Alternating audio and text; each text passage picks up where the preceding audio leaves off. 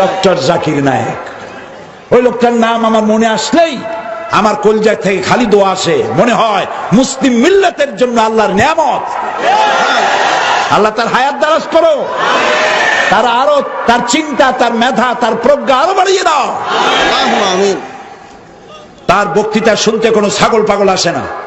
তার বক্তৃতা যারা শুনতে আসে মাল্টি ন্যাশনাল পিপল, তার বক্তৃতা শুনতে আসে হাইলি এডুকেটেড পারসন। একটা টেলিভিশন চ্যানেল চলছে, সারা বিশ্ব দেখতেছে, কোটি কোটি জনতা। কি সুন্দর করে, তার মাথাটা একটা ব্রেন, তার মাথাটা একটা কম্পিউটার, যে মিরাকেল ম্যান। তাকে প্রশ্ন করা হয়েছে, এক মহিলা প্রশ্ন করছে, আচ্ছা ডক্টর জাকির নায়েক, আপনি তো বলেন দুনিয়ার সব মুসলমান ভাই ভাই, সমস্ত মানুষ আমরা সবাই ভাই ভাই মিলেমিশে থাকি। আপনি খুব ভালো বলেন, সুন্দর বলেন, আপনার কথা শুনতে ইচ্ছে করে। ইসলাম যদি এত উদার হয়, তাহলে আপনাদের মক্কা মদিনায় শুধু আপনারাই যাবেন, আমরা হিন্দুরা বৌদ্ধরা যেতে পারবো না কেন? আমার নিজে এই অনুষ্ঠানটা দেখলাম, প্রশ্নটা শুনে আমি নিজেও চিন্তা করলাম, আমার কাছেও জবাব আছে, কিন্তু উনি কি জবাব দেয় এটা শোনা দরকার। প্রশ্নটা একটু কঠিন না? আপনার মক্কা মদিনা, আপনি এত উদার, এত ভালোবাসা সারা মানুষের জন্য, আপনার মক্কা মদিনা খালি আপনি যাবেন আর কেউ যাইতে পারবে না, এটা কেমন কথা? উনি জবাবে বললেন, বোন আপনার বাড়ি কই? বললো ইন্ডিয়া। জন্মস্থান কোথায়? ইন্ডিয়া। আমার বাড়িও ইন্ডিয়া। ডক্টর জাকির নায়েক বলছেন, আমার বাড়ি ইন্ডিয়ায়, আমার জন্মস্থানও ইন্ডিয়ায়। আচ্ছা বোন, আপনি কি জানেন এই ইন্ডিয়ার ভিতরে এমন এমন জায়গা আছে যেখানে আপনিও প্রবেশ করতে পারবেন না, আমিও ঢুকতে পারবো না? কয় না, এরকম কোন জায়গা থাকতেই পারে না। আমার জন্মস্থান, আমার দেশ, আমি কেন যাইতে পারবো না? অবশ্যই যেতে পারবেন না। এরকম জায়গা আছে, ওইটার নাম ক্যান্টনমেন্ট।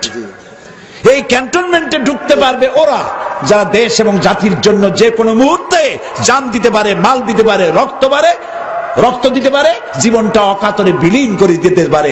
ক্যান্টনমেন্ট ওদের জন্য, তোমার আমার জন্য না।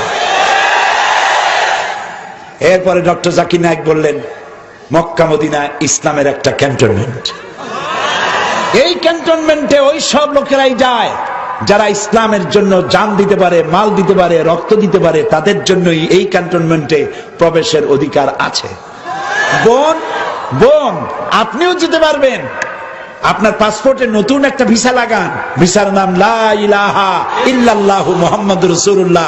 ভিসাটা লাগান, আগামীকাল রওনা হয়ে চলে যান। কি সুন্দর জবাব! তার বক্তৃতায় কোনো উত্তাপ নাই, গর্জন নাই, হুঙ্কার নাই, মারামারি নাই, মানুষ শুনছে।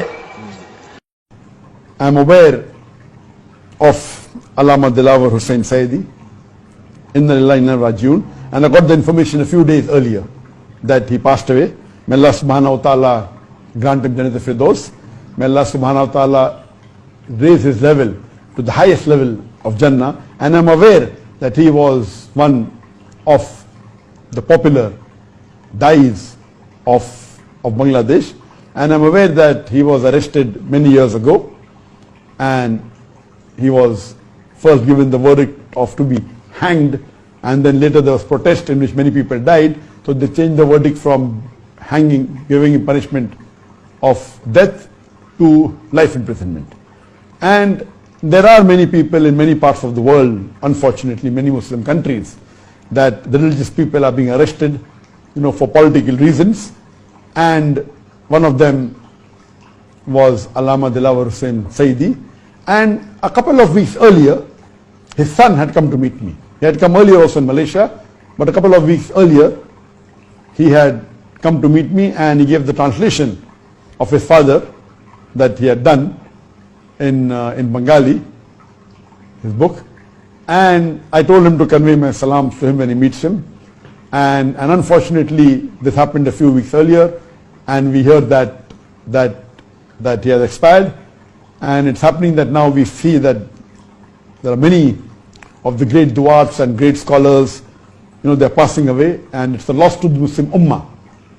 And we know that he had done great work in spreading the message of Allah subhanahu wa ta'ala, and we pray to Allah subhanahu wa ta'ala that may he give him the highest level in Jannah, and may he give him a place close to the Prophet Muhammad sallallahu alaihi wasallam and the Anbiyas and the Khulafa Rashidin and the Sahabas.